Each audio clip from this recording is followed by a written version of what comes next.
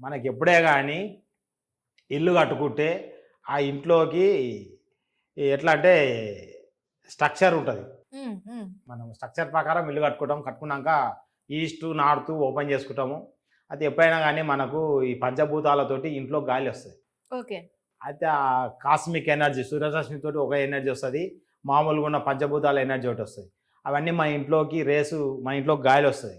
వచ్చి మా ఇంట్లో మొత్తం ఫామ్ అయ్యి రౌండ్గా ఫామ్ అయ్యి ఇంట్లో తిరిగి మళ్ళీ బ్రహ్మస్థానానికి వస్తుంది గాలి.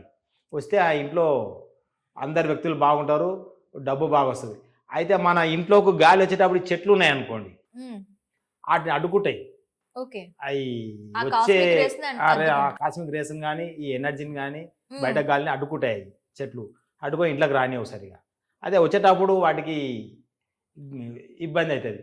అయితే ఇంట్లో ఉండే వాళ్ళకి మామూలుగా చూసుకుంటే కూడా north east north east door open ఉంటాయి కదంటే చల్లని గాలి వస్తుంది, వెలుతురు వస్తుంది, సూర్యరశ్మి పడుతుంది, బాగుంటుంది మామూలుగా ఈ చెప్పే పద్ధతి. దానికి ఓపెన్ ఉండడం కారణం ఏంటంటే ఈ రేస్ రానికి అన్నట్టు. దానికి అడ్డు లేకుండా అసలు ఈశాన్యంలో చెట్లే ఉండకూడదు. చెట్లు ఉంటే ఆ యొక్క వెలుతురు గాలి ఇంట్లోకి రానికే అడ్డైంది.